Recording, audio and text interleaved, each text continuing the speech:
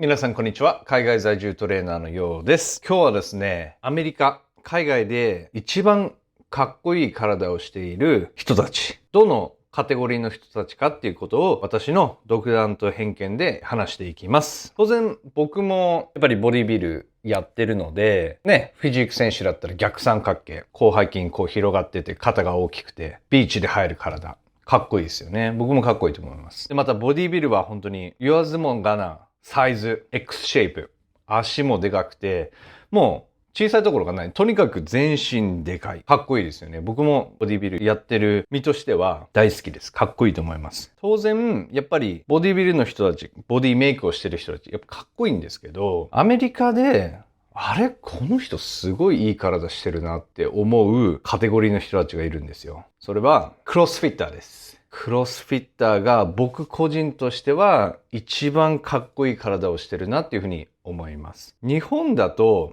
クロスフィットってあんまり馴染みがないと思うんですね、まだ。なんでかっていうとそもそもクロスフィットのジムってやっぱりサイズが必要なんですよ。敷地の面積が必要で、なんでかっていうとやっぱりバーベルを使ったトレーニングやるんですね。スナッチとか、スナッチからのオーバーヘッドプレスとか。なのでかなりこの場所が必要なんですよ。やっぱり密集したところだと危ないんでね。バーベル上げて下ろしてっていう作業もあるし、本当にトレーニング自体がめちゃくちゃ強度が高いです。素人が手出しにくい競技というか、トレーニングになってるかなっていうふうに思いますね。もう、どれをとってもきついんですよ。やっぱり心肺的にもきついし、肉体的にもやっぱりある程度の重量を使ったトレーニングやるんで、クロスフィット系のトレーニングは僕もやりたくないなってぐらい、過酷、インテンシティがすごい高いトレーニングになってます。なので、彼らの体ってもうすごく美しいです。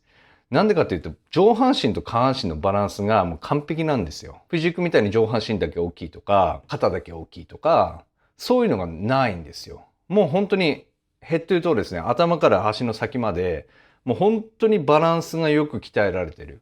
で、トレーニング自体がすごく過酷なので、もうみんないつも絞れてるんですよ。みんな腹筋バキバキで仕上がってる状態なんですね。なので、街で、かっこいい体してるなって言って、何のトレーニングやってるのとかってこう聞くんです。アメリカだと結構それ普通なんですよ。いい体してるね。どんなトレーニングやってるのってこう聞くんですけど、クロスフィット系やってる人は本当にかっこいいです。まあ、個人差はあると思いますよ。別にね、僕もボディビルの体大好きですし、体を大きくしてボディビルの競技で勝っていきたいっていうふうに僕も思ってるんで、ボディビル大好きでかっこいいんですけど、一般的な目線で言ったら多分クロスフィッターが一番かっこいいんじゃないかなと思います。一般人と僕らボディビルの世界の人って感覚が違うんで、一般人から見ると本当に上半身と下半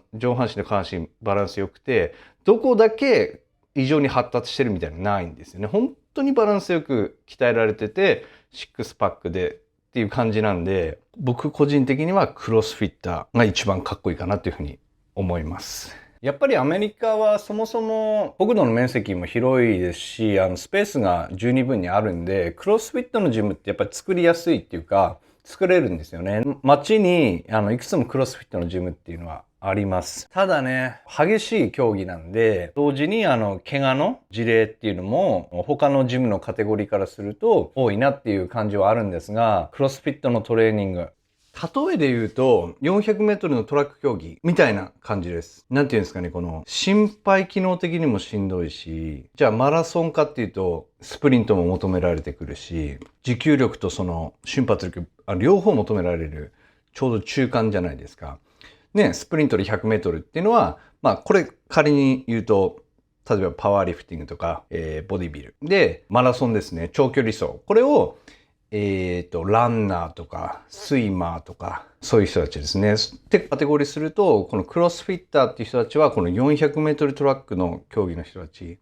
なので僕が一番嫌いな、一番しんどい、身体的にも肉体的にも精神的にも、一番しんどい強度というか、トレーニングの種類になってきます。そりゃ、あれだけの強度のトレーニングを高いその心拍数を保ちながらやるんで、もうサーキットトレーニングみたいなもんですよね。脂肪つく暇ないよなっていう感じですよね。そりゃあんだけバキバキに常に仕上がってるような体だよなって、それだけの強度。で、かといって、軽い重量だけではやってないんですよ。しっかりと重量も扱ってるし、瞬発力のトレーニングもあるし、なので、一個人の意見としては最強な気がします。